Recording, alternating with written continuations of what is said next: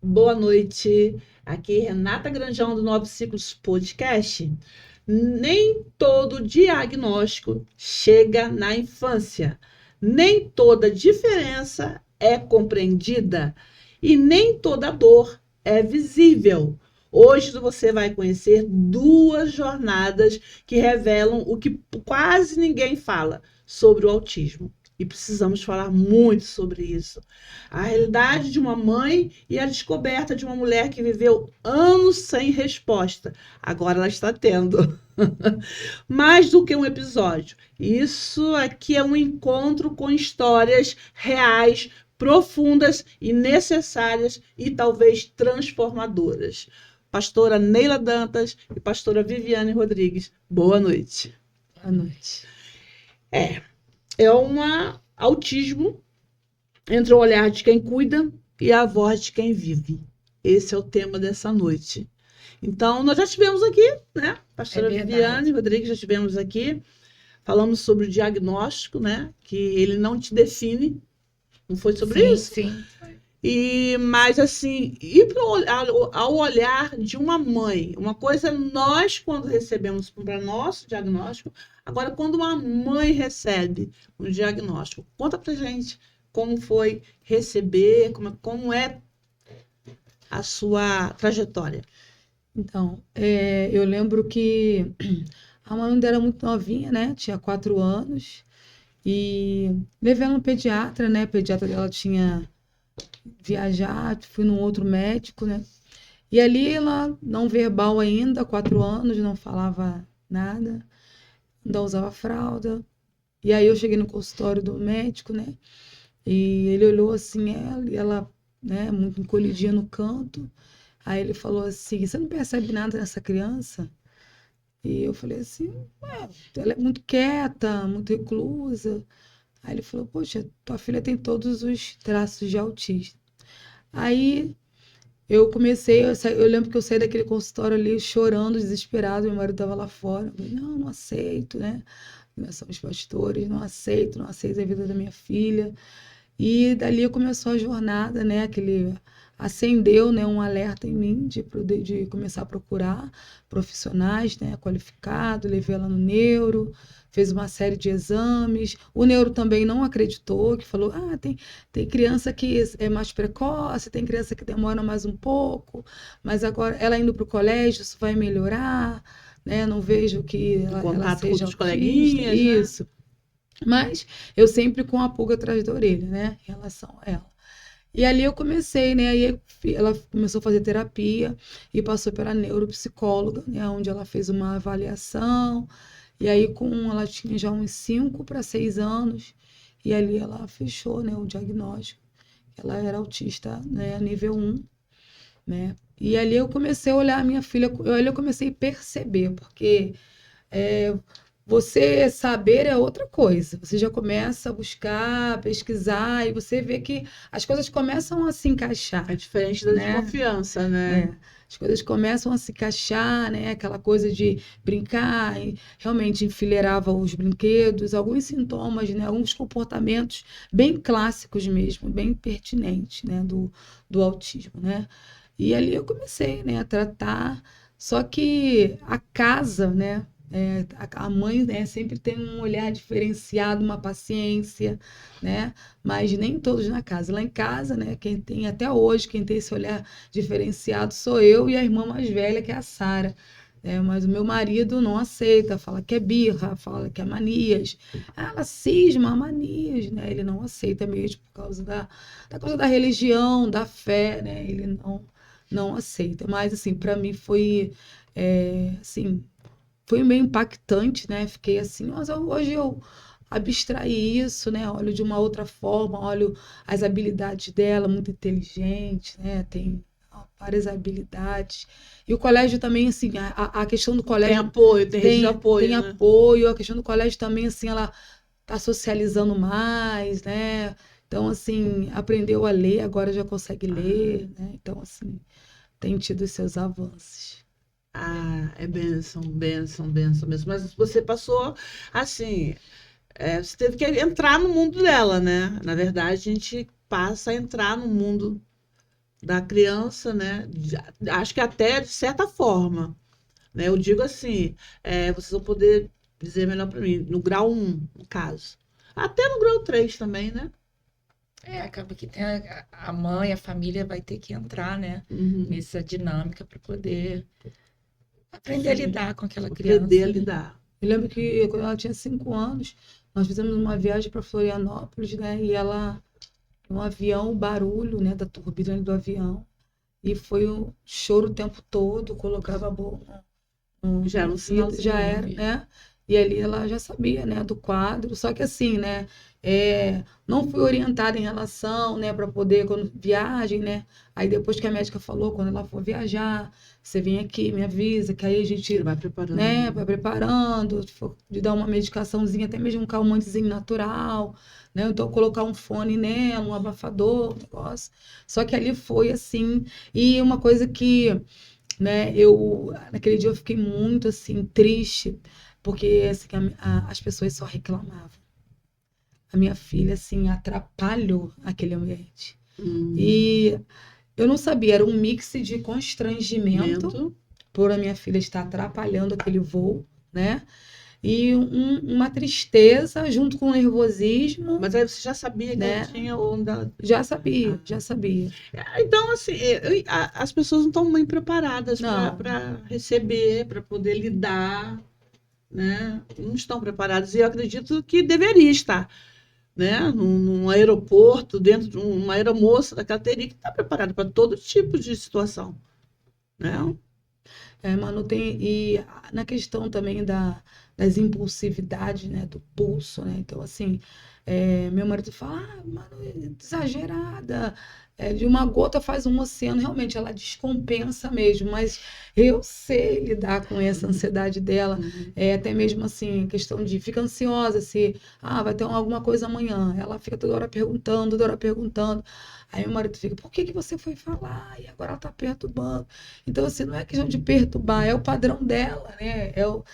Faz parte também, né, do quadro, né, do transtorno. Então, assim, eu sei lidar com isso, eu paro, eu sento com ela, falo, filha, se acalma. Mas o meu marido ainda, por não acreditar, né, ele ainda não sabe lidar com Na essas verdade, coisas. acredito assim, que ele até acredita, mas não quer aceitar. Não quer aceitar. Ele está na fase da aceitação. Aí fala assim, pode até ter, mas assim, eu não acredito nisso, não. Tá bom, você fala que tem. E assim, gente, depois de um certo tempo, analisando o comportamento, percebi que meu marido. Acho que Tem meu uns marido sinais. Ele deve ter uma rigidez cognitiva. Eu acho que. Menina, mas é muito. Eu falei, Jesus, não posso ficar maluca com esse negócio, né? Não, é. Mas eu falei, gente, o Dantas, ele parece que é também, gente. Porque às vezes tem a mesma. Vem. Não, né, e é muito genético, né? Genético. Muito genético. Mas e aí? Você agora já consegue lidar com mais facilidade? Apesar que ela, assim, a gente sabe que ainda vamos passar por muitas coisas ainda. Né? O ser humano não está preparado muito para isso. Né? Eu posso estar errada. Vocês vão falar para mim isso aí. Não estão muito preparados para poder receber. Essa semana eu não vou dar nomes, que eu também não lembro o nome dela, mas uma mãezinha. Ela, aqui no Rio, ela estava assim, pedindo ajuda. Mães, vamos nos juntar, vamos fazer alguma coisa. Porque ela levou o filho dela para ser atendido num determinado lugar, não tinha ninguém preparado para poder receber. E o menino dando crise, quebrando a casa toda. Nível 3. Nível 3. E aí? Se eu achar ela novamente falando, eu vou até marcar ela nesse podcast para dar uma olhada. É sobre você que eu tô falando, e é verdade. Fala mesmo, começa a chamar as mãezinhas para poder se unirem, para alguém olhar para vocês com mais respeito. Né? Saber que vocês precisam realmente desse apoio, dessa ajuda. Ele quebrou na casa toda e ela foi pedir uma ajuda num determinado lugar, onde ali ela teria que ter uma ajuda. E aí? E a questão também de muitas mães, né, estão um pouco caladas, tolhidas, né, porque também essa indiferença, né, desse apoio, né, e muitas se encontram desgastadas já, né. Então, diante de um desgaste, há uma voz que se cala um pouco, né? Então, muitas mães desgastadas, porque é tudo muito enfeitado, né? As redes sociais, né? Tem todo... Romantizado, Mas, tá? né? Ali na realidade, no literal, Instagram. né? No papel, nessa questão, né? Do auxílio, até mesmo do LOAS, muitas mães aí estão penando, né? Não consegue, né? No caso da minha filha, né? Eu não consegui LOAS para Manu porque por meu marido ser militar.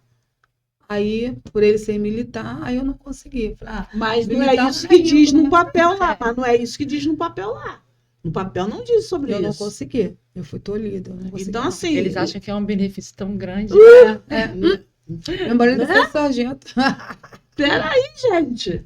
A criança precisa. Até para ela ter um apoio, ajudar em alguma As coisa. As terapias que precisam.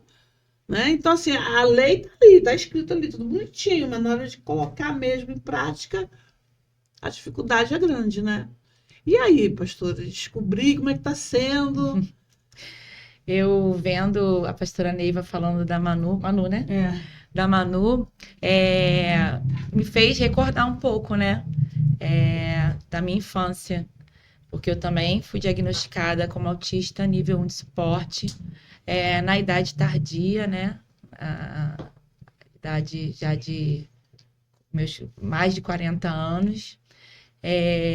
Fui em busca do tratamento psicológico, psiquiátrico, por conta de comorbidades. Eu não fui em busca de um diagnóstico de autismo, porque as pessoas hoje, infelizmente, até para os autistas tardios, estão rotulando no sentido de, com frases capacitistas, no sentido de estão indo buscar um benefício, estão indo buscar um laudo. E, na verdade, muitos de nós, adultos, não vamos por conta do diagnóstico, em busca de um diagnóstico de autismo.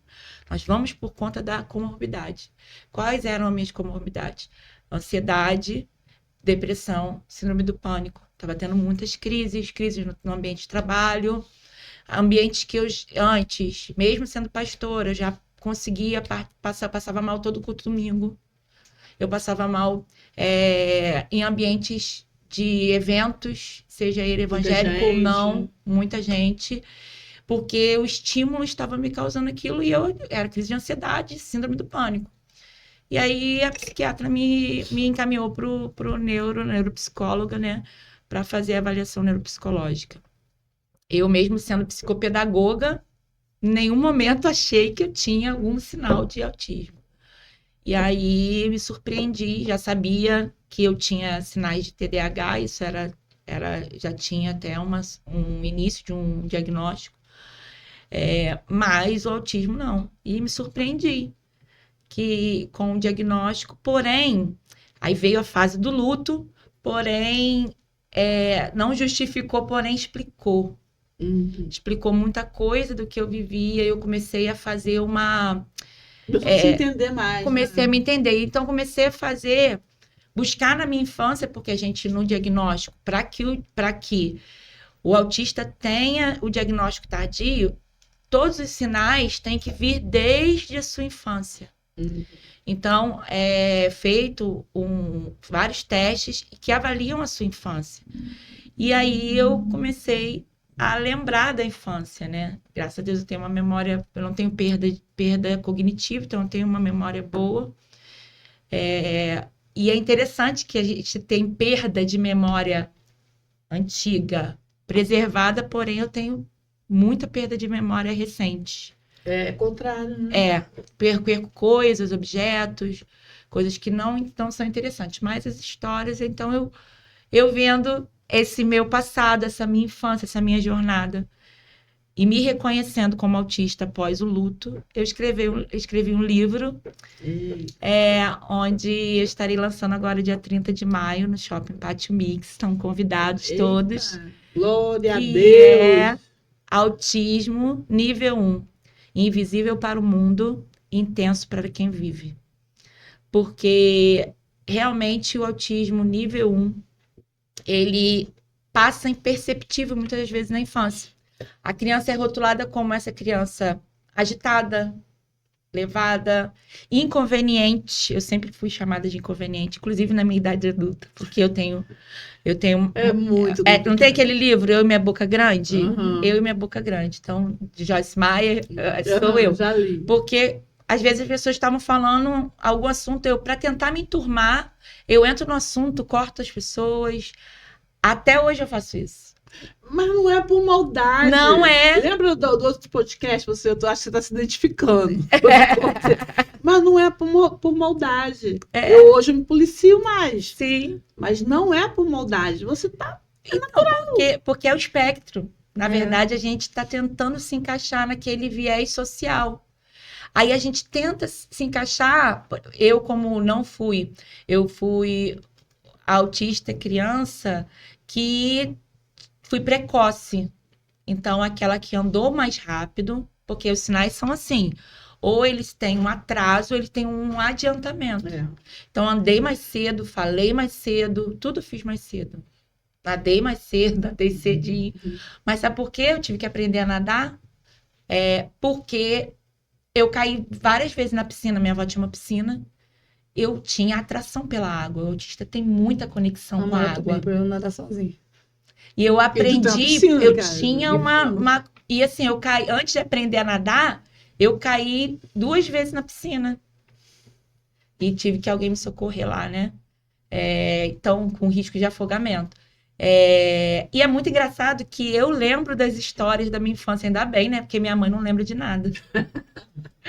Aí eu lembro das minhas histórias e minha mãe fala assim, é mesmo, não lembrava disso. Falei, ainda bem, né? Porque senão, que eu lembro, senão nunca ia ter meu diagnóstico. E, claro, também já passou muito tempo, né? Minha mãe tá com 72 anos. Se eu falar mais, ela vai falar que eu tô aumentando a idade dela.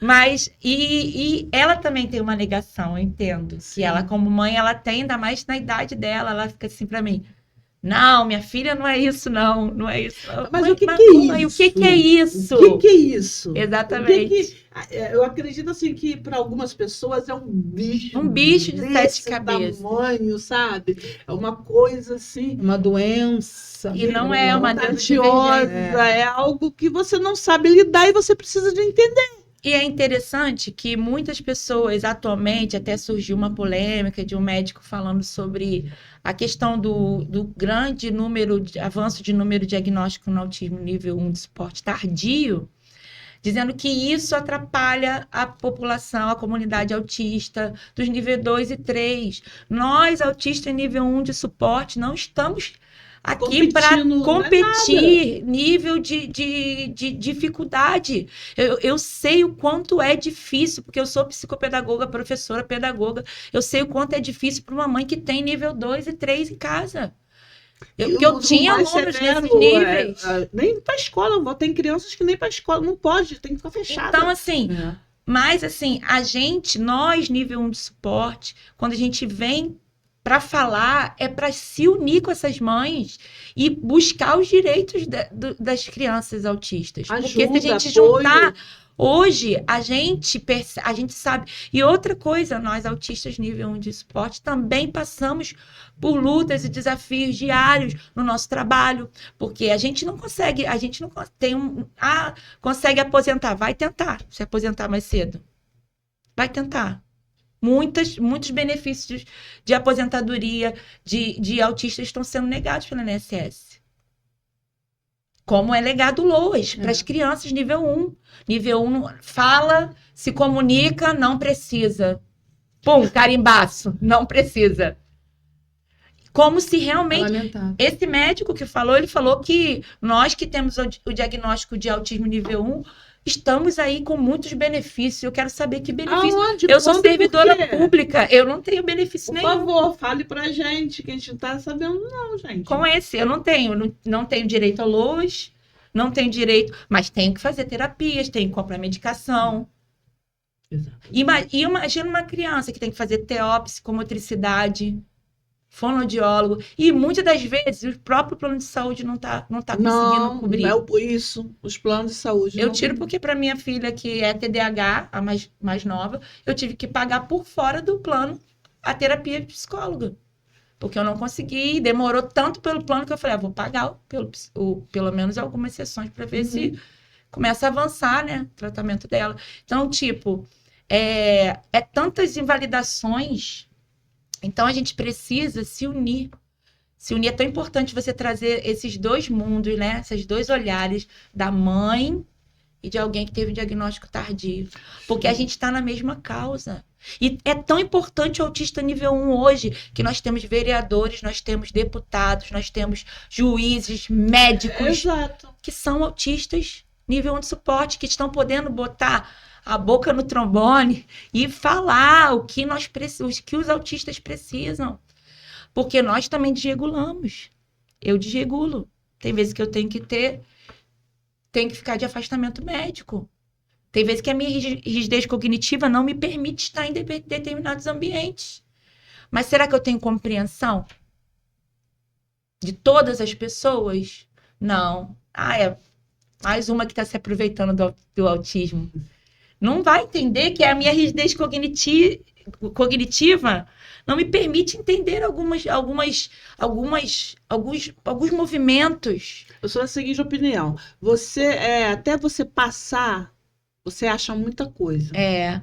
Mas quando você vive, aí você... Ou então, quando você procura entender empatia, sobre o né? assunto... Eu sempre falo aqui, quando eu comecei a fazer psicanálise foi porque eu queria em mim entender.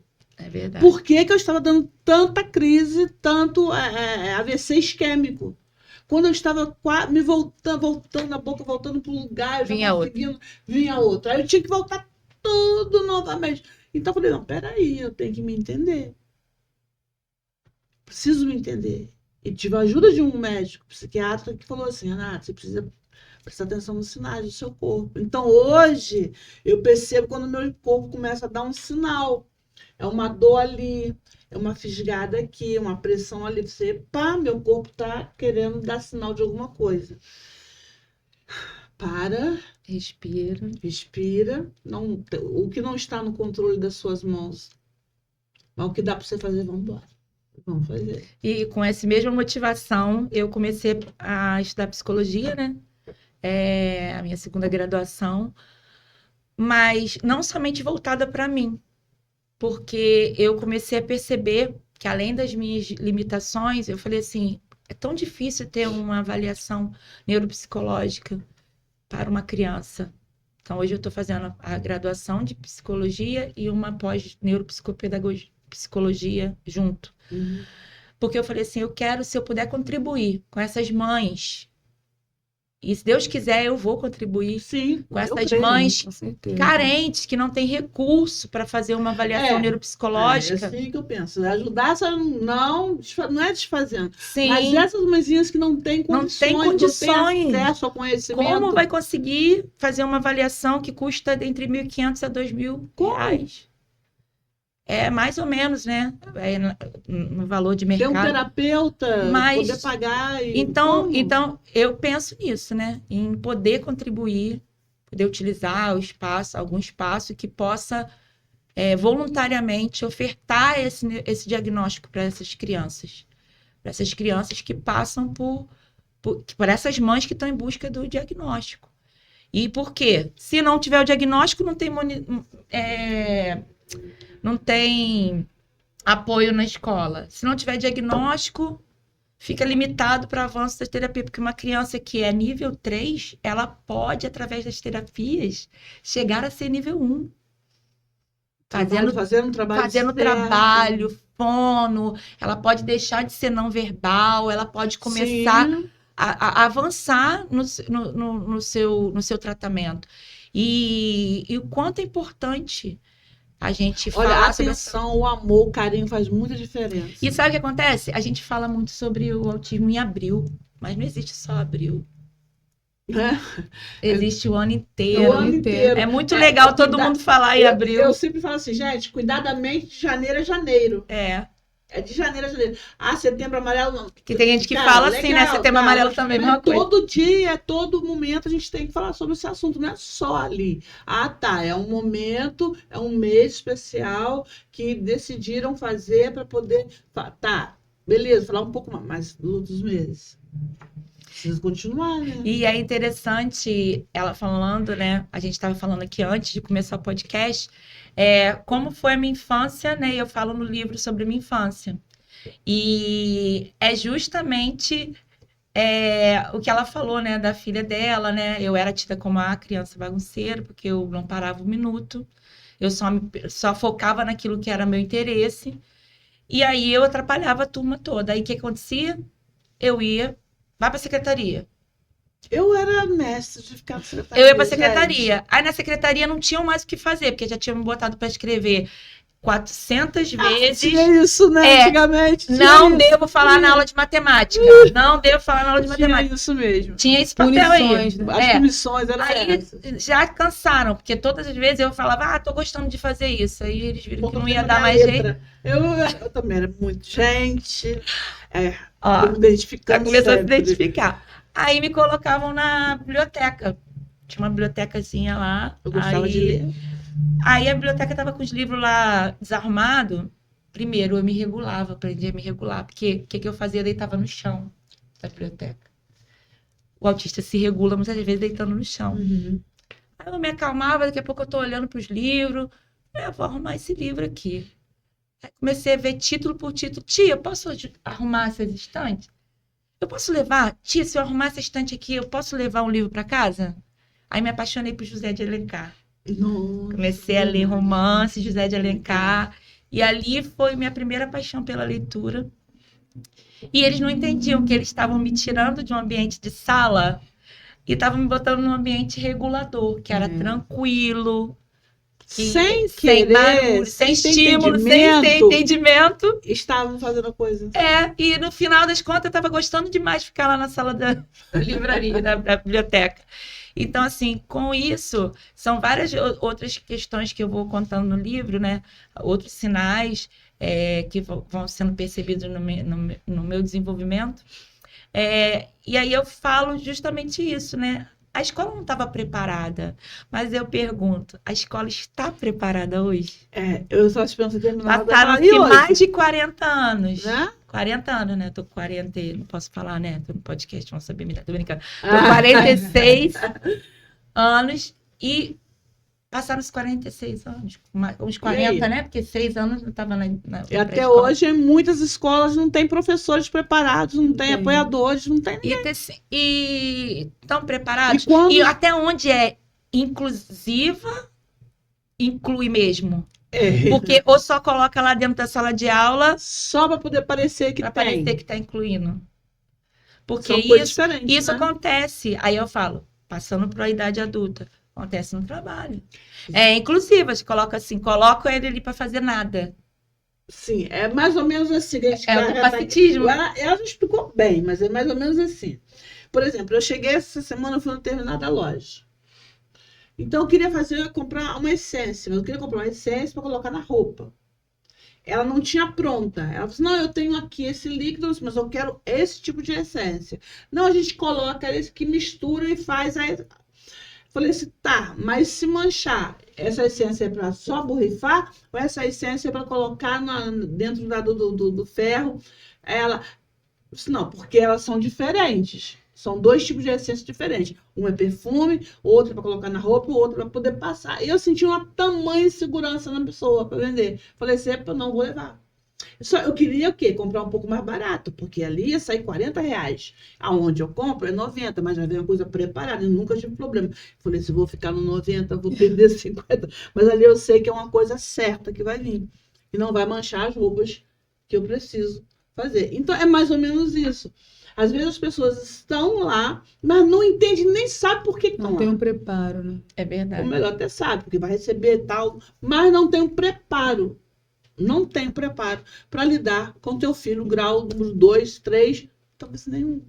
É verdade. Não tem o conhecimento, Não tem né? conhecimento. Não tem o conhecimento, né? E aí são lançadas lá na sala de aula, né? E não tem esse tipo de conhecimento. Tem uma amiga minha que o filho dela também ela descobriu agora, foi laudado agora, com acho que uns 15 anos, né? Que ele foi laudado, 14. E ela tem ido atrás, né? Feito terapia com ele. Aí você disse que ela estava numa loja com ele. E aí ele teve uma crise, né? Aí a mulher falou, tudo hoje é autismo. Me dá ele, deixa ele comigo uma semana que eu boto ele direitinho no lugar Os dele. antigos falavam muito Entendeu? isso, né? Exatamente. Teu filho tá assim, deixa comigo. Agora A tudo é criança, teu filho autismo. certo. Mas é algo diferenciado.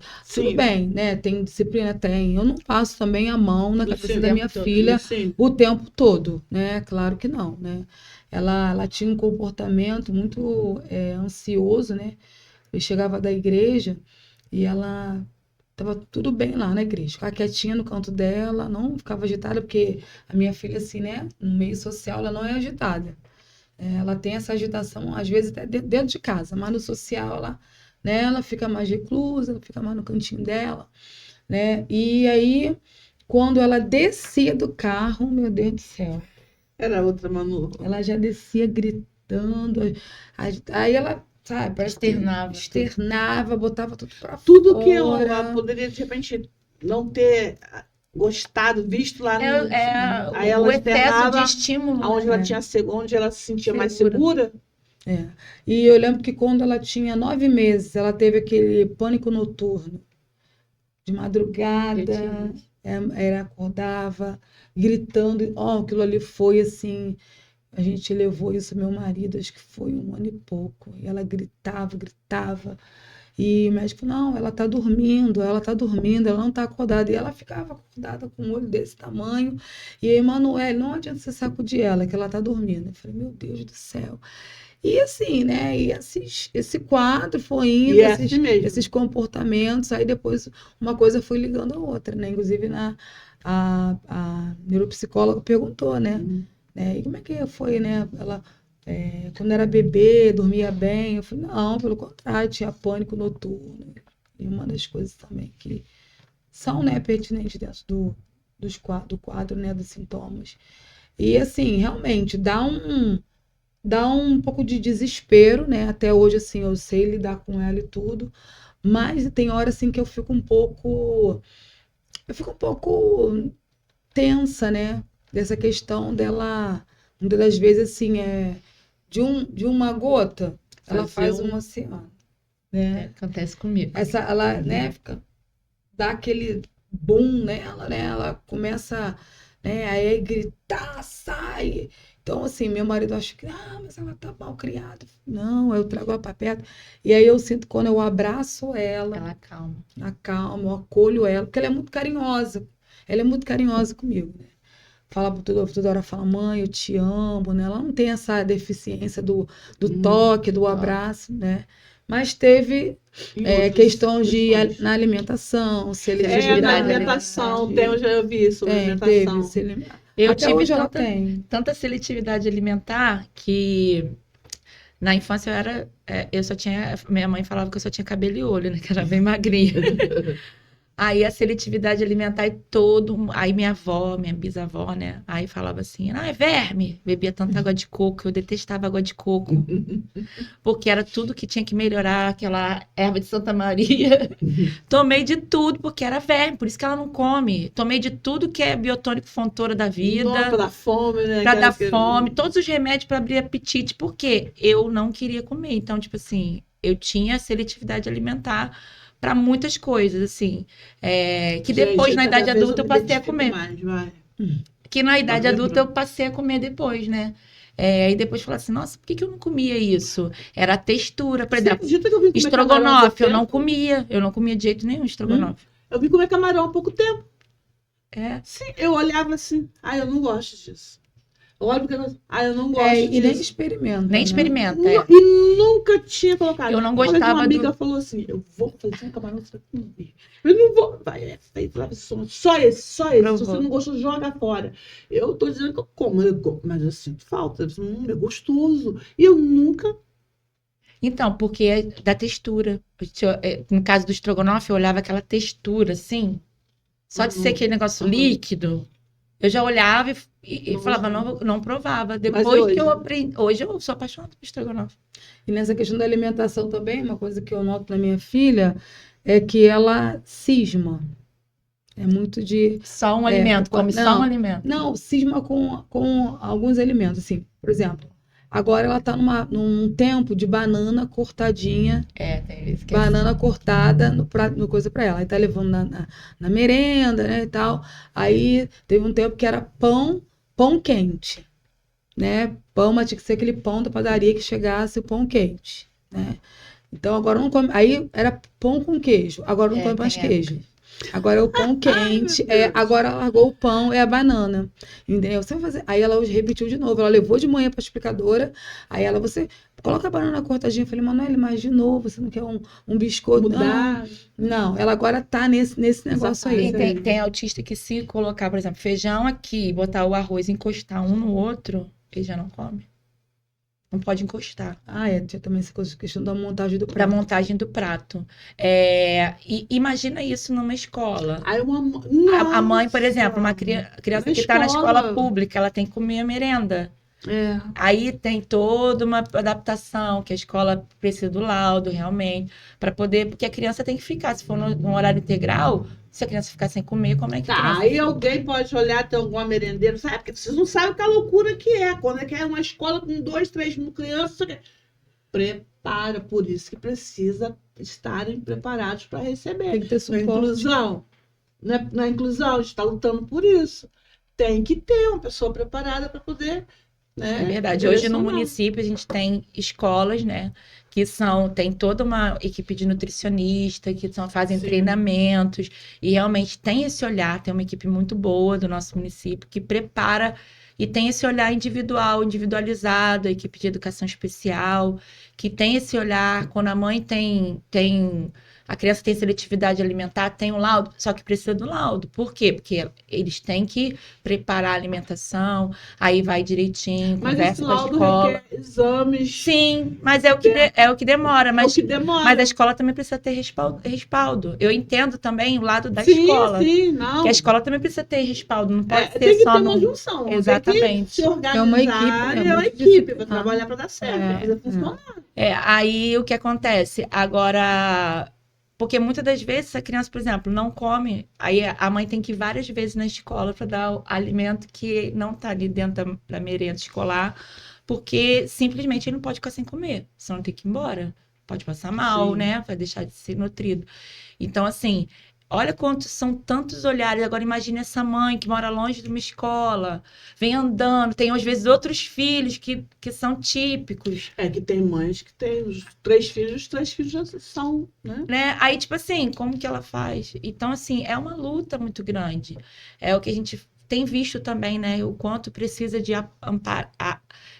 amparo psicológico para essa mãe. Pra mãe. Tem Não é mães que só estão a criança. colapsando, exatamente. Tem.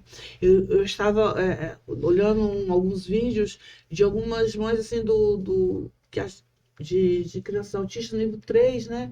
Tipo assim, gente, tem cada umas coisas assim que eu fiquei assim, caramba. Se joga no chão, né? Não, jogar no chão. Não, mas o filho da minha amiga grita, se joga no chão assim, ele é ele é muito muito machucado de pesado. machucar. E assim, no meio da rua, assim, se deixar ele vai pro meio mesmo. Não tem. Eu tive um aluno que. Essa mulher, meu Deus. Porque é só nela, só em cima dela. Ela não tem uma rede de apoio. Eu tive um aluno, pastora Renata, que ele, quando ele desregulava, ele gostava muito de mim, né? Aí eu abraçava ele assim, não segurava, eu abraçava ele por trás e eu ficava no ouvido dele, a tia te ama, tia te ama, tia te ama. Respira, respira. Só que nisso ele já tinha me chutado várias vezes, porque ele tava chutando o colega, tava me chutando a cadeira, chutando tudo. Aí depois que ele acalmava, ele olhava pra mim, tia, eu te chutei. Tia, me perdoa. Tia, eu não queria te machucar, eu te amo tanto. Aí eu olhava para ele, eu sei que você me ama, eu sei, mas você vai aprender a se controlar. E depois de muitos... E você nem sabia que você tinha. Nem sabia. Eu sempre tive, assim, esse carinho né? para criança que tem necessidade especial. Sempre tive esse cuidado. Tanto que quando eu saí, né, eu estava em sala de aula em Caxias, quando eu saí de lá, eu deixei meus alunos todos encaminhados para fazerem seus diagnósticos. Alguns demoraram, um foi recentemente, falou comigo, que teve diagnóstico, outros tiveram de outras patologias que não era o autismo, né? Não era a neurodivergência do autismo. Nesse caso, essa criança especificamente, ela tinha TOD, tinha o TDAH, mas tinha TOD também. E eu ficava lá, abraçava eles. Só que quando acabava a crise dele, você não vai acreditar. Quem entrava em crise? Você. Acabava a crise dele, eu controlava ele, eu entrava em crise. Aí eu, gente, tô passando mal. Só que na época eu não sabia. Meu coração achava que eu tava infartando. Eu tô morrendo, me leva pro hospital. Na verdade, era um gatilho para ela, Era. Daquilo lá da infância dela, que Exatamente. ficou reprimido. Era um gatilho. Né? E eu não sabia. Emocional. E como eu lidava com eles. Como você lidava com isso? Como passava? Eu não sabia o que era, eu não sabia nem lidar com isso. Eu sempre achava que era... Eu tava me infartando, que era sintoma, já fui pro hospital várias vezes. Curvei, o coração maravilhoso. É porque o corpo começa a entrar em colapso. Mas só que assim, a gente consegue entender também que você não fica mais de 5 minutos, o corpo não aguenta. Mas esses 2 minutinhos, digamos, que você fica, que o corpo começa a entrar em colapso, olha, uma eternidade. Parece que não passa. Aí, no caso, eu ia pro hospital, aí daqui a pouco eu ia pro médico, aí o médico passava um remédio todo, depois passava um calmante. Mas agora é interessante também. Eu tenho lidado com alguns clientes, pacientes, que assim, sabem que precisam de uma terapia, sabem que precisam, e não fazem. É verdade. Olha, eu tenho uma que eu estou observando, ela de quase assim, todos os finais de semana, ela está batendo no hospital, no UPA. Ai, tô aqui no UPA. Aí posta. Ai, tô não sei onde, aí posta. Aí você fala assim, mas você chama para terapia? Quando você... E fala, não, eu preciso, eu vou. Semana que vem eu tô, e você vem, some. Aí também é complicado, né? Quando você quer ajudar aquela pessoa. Pro autista também, eu entendo, eu como mulher autista, para pegar o vínculo também com esse profissional de saúde mental, já é mais demorado. Aí, às vezes, tem troca de profissionais. A gente acaba se apegando àquele anterior que teve. Aí, a gente vai trocar. Eu sou muito resistente a mudanças. Minha filha também. Eu sou muito resistente. Tive um psicólogo. Aí, eu vou mudar, aí eu fico assim. Tanto que os meus psicólogos anteriores, eu fico passando mensagem e falo assim, ai, você é maravilhosa. Eu tive um psicólogo aqui no município. Eu gostava muito, aquele ali consegui me enquadrar, de todos os outros que eu já tive ali, eu consegui, né? E quando, depois de um ano, ia mudar, falei, não, para onde o senhor vai? Você vai sair daqui, desse posto, isso vai para qual posto? Aí ele, Renato, para onde eu vou? Não, você não se enquadra, não pode, então não quero mais psicólogo. Porque eu não vou repetir minha história toda novamente, porque eu não sei se vai entender, não quero mais. Eu percebi que eu fui resistente. Agora eu tô na fila esperando. Que eu gosto muito, que foram aqui de Itaguaí, que uma é a Selma e outra é Suelen. Beijo, Suelen e Selma. Duas maravilhosas do posto de saúde, sim. Acho que foi o doutor Cláudio. Tinha a doutora Renata. Uma delas, acho que saiu, né? Aí eu gostava muito delas. E nem era quando eu já tinha... Não me lembro se eu já tinha um diagnóstico de autismo. Eu fui por outras situações. Não, doutor Geraldo. Eu fui mais para questão do relacionamento abusivo que eu vivi e tal. E elas tratavam muito bem disso. Aí hoje eu tô indo para uma questão de fazer a terapia online. Agora eu tenho que ficar fazendo essa online, que pelo menos essa eu não vou faltar. Olha, a futura psicóloga falando que tem que ficar faltando a terapia. Mas essa eu não vou faltar, eu vou seguir direitinho. Porque hoje eu consegui fazer um plano, aí o plano sempre me manda para um lugar longe para fazer terapia. Eu falei, eu não vou fazer terapia longe. Se é plano de saúde, eu não vou fazer terapia. Não adianta me mandar lá para Campo Grande, para Bangu, eu não vou. Porque imagina que é uma vez por semana, tem que ir lá não sei onde. Você chega lá, você já passa, fica daquele nervoso. Já passa o estresse lá não sei onde. Deixa quietinho aqui, vamos fazer terapia online. E a terapia online, exatamente. É isso aí. Tem presencial também, mas vamos lá. E é muito importante, porque a gente ressignifica. Eu percebo que as minhas maiores crises se deram pela ausência da terapia. Porque todas as vezes que eu estou fazendo terapia, eu consigo manejar melhor esse conhecimento de si, as crises quando tá vindo, né? E acaba que eu faço uso de medicação, né? E acaba que o meu psiquiatra mesmo falando, olha, você não precisa ficar, não é claro que você precisa da medicação, mas você não vai pensar ficando só com a medicação, a terapia te tira da medicação. É a terapia que te dá suporte para você conseguir ter a retirada da medicação. Então, entender isso também é difícil. Para a gente, no nosso ambiente religioso, entender, aceitar a medicação, depois aceitar a terapia, tudo isso faz parte de um boom na cabeça. E demonizam tudo. Demonizam tudo. Tudo. É demônio, é demônio. Ele é sujo mesmo, ele é podre. Ninguém está querendo dizer que ele não é. Mas tem situações que, peraí. Gente, depois quando eu comecei... Bom, se você já leu a Bíblia 10, 20, 30 vezes, essa decorada, glória a Deus por você. Mas a palavra me ensina que a cada dia ela se renova. Então você pode ler trocentas vezes aquela página ali, ou a Bíblia toda, e o Senhor vai falar de forma diferente. Então, quando eu achei na palavra de Deus a palavra colérico, ai, doidei. Tem até temperamento na Bíblia, né? Você já achou? Quando eu achei colérico, eu falei assim, não tô lendo isso. Colérico. E quantas vezes eu passei por aqui, não tinha nem percebido essa palavra. Quando eu comecei a ver, até sobre alimentação agora. A Bíblia fala, né? A Bíblia fala. Agora não, sempre falou, né? Eu acho que também essa questão, você falou de alimentação também, essa questão alimentar também acho que influencia muito, né, a nível neural, né, a nível neurológico também. Uma alimentação hoje, né, muito, né, que a gente tem muito alterada, né, então, muitos embutidos, né, muito uma geração muito refrigerante, muita coisa, né, então... Hoje eu não tomo tanto refrigerante quando eu tomava. Eu tive que, quando eu comecei a fazer exercício, ela me ajudou muito nisso, sabe? No alimento, no exercício, nas coisas. Então, eu comecei a perceber que isso tudo é casado. É casado, faz bastante diferença. Tem até mesmo, assim, algumas crianças que eu já vi, assim, a mãe, né?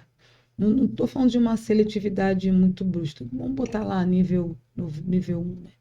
Essa questão da alimentação, né? E aí, assim, dá aquilo que a criança acha um conforto, né? Uma pizza, né? Um hambúrguer, e aí só vai piorando cada vez mais, né? Vai inflamando o corpo, vai intoxicando cada vez mais, né? A questão do açúcar, né? Sim. Então, assim, não que eu não dei para minha filha, né? Porque é muito complicado. Eu vou dizer por mim, 59 anos. Semana passada a carne estava pulando, gritando que eu queria uma bala. Queria açúcar. Eu falei assim, gente, como assim? Agora, não quero uma bala. Era uma bala. Assim mesmo. E quando não chupei, e olha, eu agora gosto aquela bala de gengibre, eu sempre à noite uma daquela ali. Mas eu não queria aquilo, porque aquilo ali não é a bala do açúcar. Eu tive que, peguei, comprei, chupei uma bala. Pronto. Calmou. Calminha. Eu falei, que é isso? Peraí. Mas também me alegrei, porque eu tô vendo que eu tô conseguindo Resistir, né? resistir e largar mesmo, refrigerante, açúcar, tudo isso vai inflamar meu corpo. E a compulsão também está totalmente ligada também a isso, né? A questão da ansiedade, né? Minha filha, quando está mais ansiosa, ela fica mais compulsiva para comer. Vamos comer o quê? Não sei o quê. Aí essa minha mãe só pensa em comida, que não sei o quê. Porque ela está ansiosa, agitada. Você falou também de uma questão, né? Da troca do profissional. E uma coisa que todo ano eu passo por isso, aquela ansiedade da troca de professora, né? Então, sim. Tem uma ligação afetiva, né, com a professora e tal. Mas aí, quando vai chegando no final do ano, ela já vai ficando Mãe, Ela mesma já vai. mãe, quem vai ser minha professora? Mãe, eu vou perder minha professora, que não sei o quê. Eu falei, mano, aí tem que explicar para ela, mas você também não se adaptou com a outra, com a desse ano, né? Então, assim, eu já tô pensando assim, quando chegar, né, lá no fundamental, quando eu for lá no caso de quinta série, sexta série, como é que vai ser? Porque cada hora é um professor, né? Cada matéria é um professor, né? Então, assim, tem também essas questões de cismar com a pessoa, até mesmo amizade também, né? A gente Ela tem tinha uma hiperfoco amiguinha, no amigo, na é. pessoa. Tinha uma amiguinha, né? E assim, a menina sempre brincava lá com ela, agora ela não quer brincar comigo de jeito nenhum. Eu fico até com vergonha, né?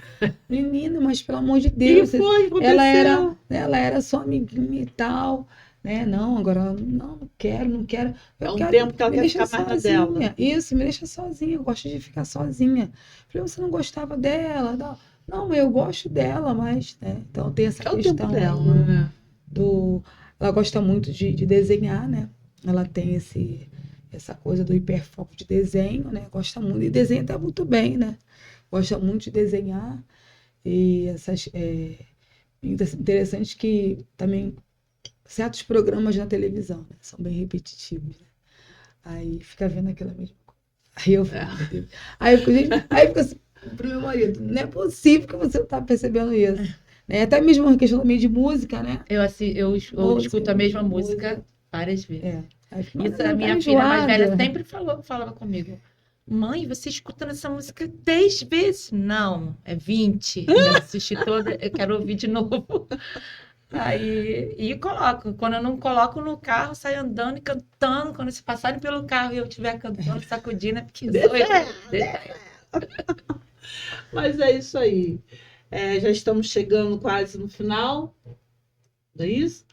E eu espero que você tenha, em algum momento, você tenha se reconhecido em uma de nossas falas, né? E a gente possa ter te ajudado também, né? E lembre-se que qualquer diagnóstico que você for receber não é o fim. Não é o fim. Ele não vai te definir quem você é. A gente vai lutando, vamos rompendo em fé. Então, espero que você hoje possa ter entendido um pouco a diferença, né, de uma mãe que recebe um diagnóstico desse do filho, né, e de uma mulher já adulta, já mãe, né, que recebe esse diagnóstico também. E que tem superado, né? E superou. Parabéns, né, pra pastora. Ela teve, acredito que ela deve ter tido o tempo luto. dela de luto, mas depois é assim, eu sou assim, eu levo aquele baque, a lágrima desce aqui, quando a ameaça chega até aqui, eu falo, opa, para, vambora, levanta e anda e vambora. Não é que você tem que ser forte todo dia, mas eu procuro ser forte, porque senão eu morro. É verdade. Senão eu vou parar, e se eu parar no meio da tempestade, a tempestade de areia vai me sufocar e eu vou me enterrar. Então, eu tenho que todo dia romper em fé. As pessoas costumam dizer, Renata, onde você está? Rompendo em fé. Tem algumas pessoas que eu percebo que incomoda essa minha fala. Mas seria rompendo... A musiquinha, rompendo em fé. Mas eu vejo que Deus também tem um propósito, né? A pastora está aí, né? Se especializando, estudando, né? Vive isso na pele. Então, assim, vai ser uma excelente voz, né? Nesse deserto aí para poder ajudar muita gente, né? Vai ser uma excelente voz. E já começou isso quando você lá trabalhava com a criança, abraçava a criança, né? É como se você estivesse falando, eu te entendo, né? Sabe? Não foi uma coisa, né, laudada ainda, mas era como eu não sei se aconteceu com vocês. Se identificando. No tempo de estudo de terapia. A gente começa a estudar, começa a ver, mas isso aqui eu já faço. Mas isso aqui eu já faço. De formas diferentes, mas eu já Sim. Né? E começa a se identificar. Fala assim, caramba, é só para poder ter uns reajustes. É verdade. Para ter um equilíbrio melhor. Mas é isso, gente. Deixa o seu contato, psicanalista, né? Deixa o seu contato também, para que as pessoas possam te ligar, procurar, precisar de fazer um pacote. Eu trabalho com terapia, né, online, né? Nome é Neila Dantas, tá lá no Instagram. O telefone é 98564-6193. 21. É, 21. 21. Então, eu quero deixar aqui o convite para todos, né? Reforçando o convite do lançamento do meu livro, que vai ser no Shopping Pátio Mix, no dia 30 de maio, lá no Centro de Memórias de Itaguaí, onde eu tive a oportunidade de lançar lá, onde a equipe me acolheu muito bem, sou muito grata à equipe do Centro de Memórias. E uma das pessoas da equipe maravilhosa de lá é minha professora, a professora Lucy, que eu amo muito, foi minha professora na infância e me reconheceu com todos esses sinais quando eu estava em sala de aula. Então, quero deixar aqui meu Instagram, PRA Viviane Rodrigues, e siga lá, tem mais informações, eu sempre estou compartilhando alguma coisa sobre autismo, e com o intuito mesmo de compartilhar essas vivências e contribuir de alguma forma para que todos possam avançar e superar os seus diagnósticos, como a nossa querida pastora Renata fala aqui para gente, nos ensina tão bem. Bom, eu peço para que vocês venham seguir lá no Instagram, Novos Ciclos Podcast, no YouTube também, onde nós passamos esse podcast, venham seguir, venham fazer convite, convida, né? Convida as pessoas aí para seguir lá, ativa o sininho lá. E também quero deixar o meu contato aqui, se você também sou psicoterapeuta, 21-9226-1387. Eu trabalho com travas mentais e destraves mentais. Então, assim, vamos destravar, precisamos destravar, né? E assim também eu quero aqui agradecer os nossos patrocinadores do Novos Ciclos Podcast. Total 10 é proteção veicular. É só procurar o consultor Renato Granjão. Temos a COF, o Centro Odontológico, ali na Estrada de Parreira, 622, que é o doutor Sandro. Mercado Pague Leve. Gente, nós temos o Mercado Pague Leve na reta, na Avenida Ayrton Senna, e temos o Mercado Pague Leve aqui na Rua da Prefeitura. E tem uma solução Inovare. Você que trabalha com prédios, né, precisa limpar, alguma coisa, precisa de alpinistas, na estrada, as construções também, serviços, precisam de alpinista, eles estão lá prontos a servir vocês. Só entrar em contato com eles, tem ali até o e-mail deles e o Instagram deles, Solução Inovare. E o Instituto Vida, @Instituto Vida de Itaguaí, na rua Leia Cabral da Cunha, 287, que lá também nós estamos, vai entrar um novo curso agora, gente, psicanalista também, se não me engano. Vai começar agora em junho. Está tendo agora um de constelação familiar, muito bom também. Eu tô fazendo esse, tá quase terminando. E na direção da psicanalista Paula Oliveira. E tem a fisioterapia Físio do Carmo, Mãos que Curam. Tem o contato dela também? Não, né? É só procurar no Instagram Físio do Carmo. Madame Formosa. Estamos voltando com a Madame Formosa. Moda plus size. Do 48 ao 64. É só me procurar. Só trabalhamos com pedidos. E Novos Ciclos Podcast. E boa noite. Beijo. Tchau para vocês. Muito obrigada por vocês aceitarem esse convite. Você veio tão de longe, né? Logo ali, né? Logo ali de Mineiro. Obrigada, pastora. E que nós possamos continuar assim unidas, orando. Pedindo a Deus força, coragem, para nós vencermos em fé. Em tudo que a gente tem passado, que a gente passa, que a gente possa ser uma mão se curam, uma acolhedora, né? Com a nossa voz possamos alcançar, fazer eco no coração, na vida de vocês. Beijo no coração. Tchau.